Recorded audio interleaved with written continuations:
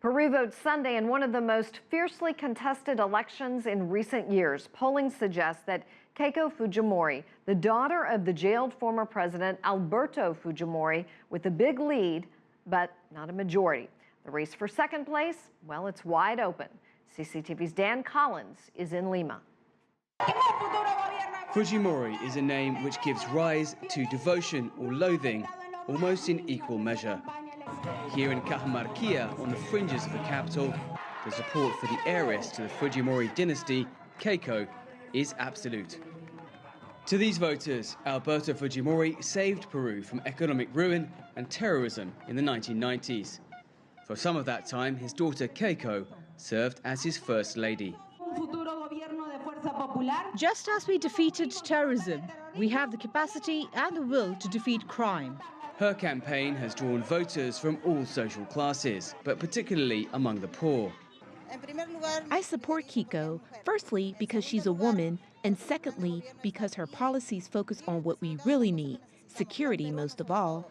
She's capitalized on her father's legacy of public works across the country. Fujimori's government always identified with the people and supported them. That's why even now it has more than 30% solid support, which has never gone down. It's why Keiko is so popular.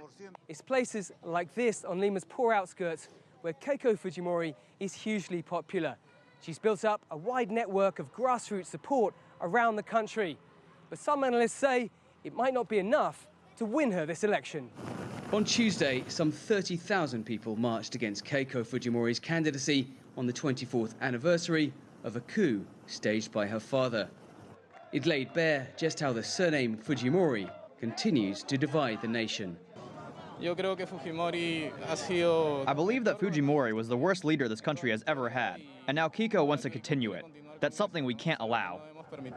The march recalled how thousands took to the streets amid electoral fraud in the year 2000, just before Alberto Fujimori faxed his resignation from Japan. Fujimori Sr. is serving a 25-year sentence for directing death squads, embezzlement, and bribing journalists to smear his opponents. Despite Keiko's promises not to repeat the mistakes of the past, polls indicate around a half of Peruvians say they would never vote for her. The anti-vote against Keiko Fujimori, that's why we say the march is important, has risen to 51%. It's the highest statistic we've ever had. Meanwhile, in a battle of youth versus experience, Peruvian voters must decide who will face Fujimori in a second-round vote in June. Will it be 35-year-old leftist candidate Veronica Mendoza, who surged in the polls pledging to rein in corruption and halt the sell-off of Peru's natural resources?